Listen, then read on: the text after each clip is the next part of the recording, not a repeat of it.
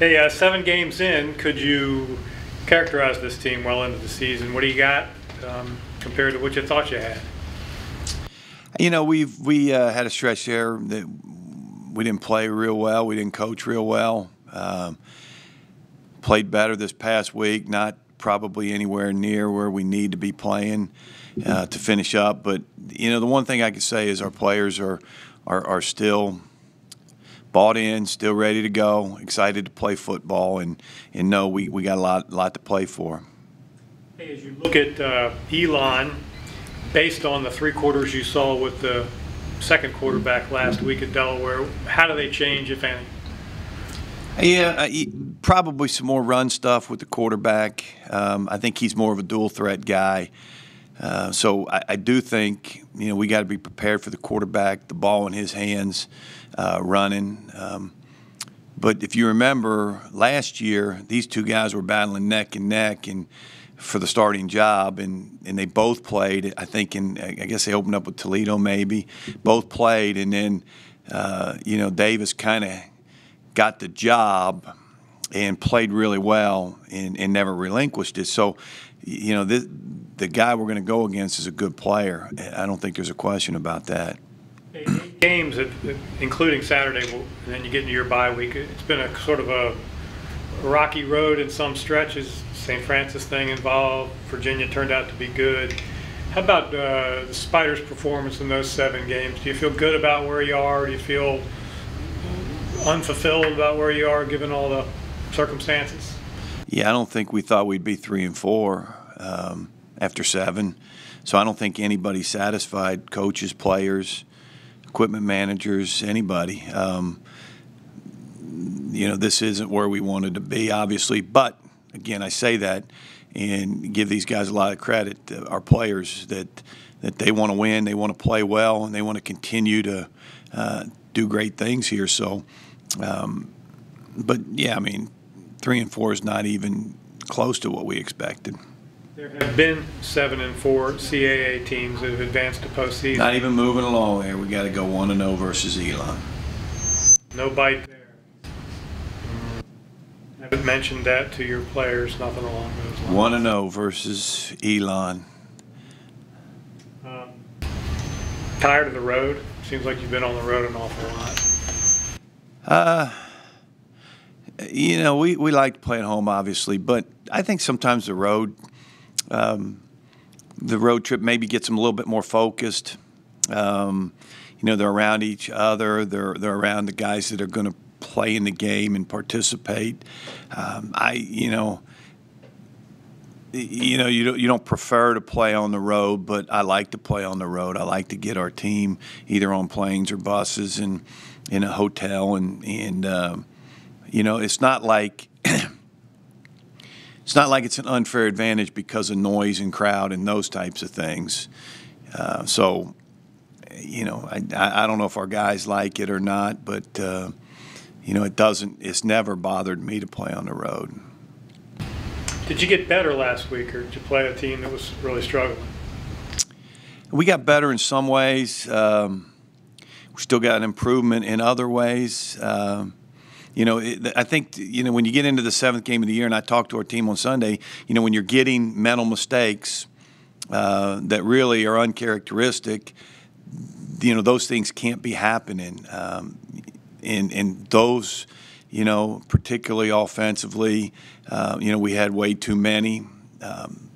But, you know, defensively, we had some too. They had some too. So, you know, we got to eliminate those. We got to eliminate any kind of stupid turnovers. You know, all those things, you know, make you a great team or an average team. And we've turned the ball over way too much this year. I'm not sure if we're creating enough turnovers, but that's a huge part of winning and losing. And so we do have to do better there. Were you aware of Mancuso at Chattanooga? He was about an hour away from you. That's a good question. I gotta rethink that one. I'm trying to think of a quarterback that we would have taken that year. I think we actually took a kid out of Nashville who's not there anymore. But I don't remember Joe. You might want to ask Joe if we. He wasn't aware of you. We weren't aware of him. Well, we're Aware of stupid you. then.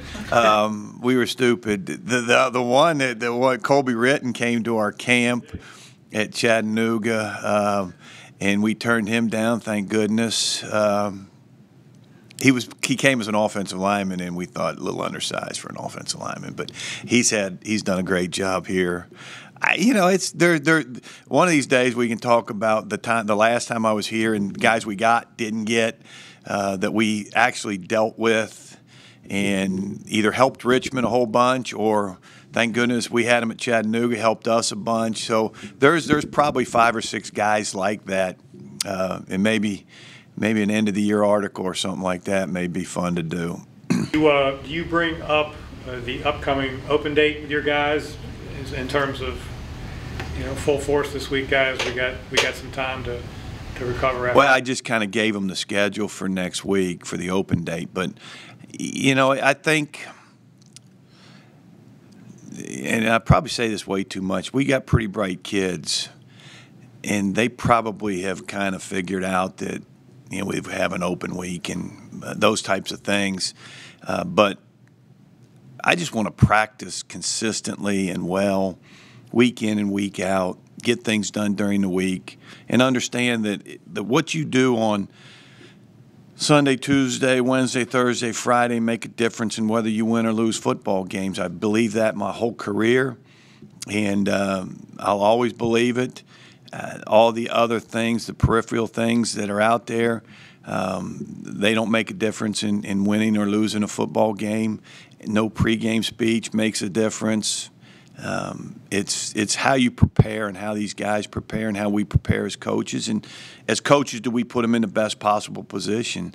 And, I think in sometimes we haven't put them in the greatest positions, and other times we have, and sometimes we don't make a play. But, I think these guys will tell you, too, we're all in this together. And, we're 3-4 because of a collective group of guys and coaches, but they'll continue to fight. I believe that 100%.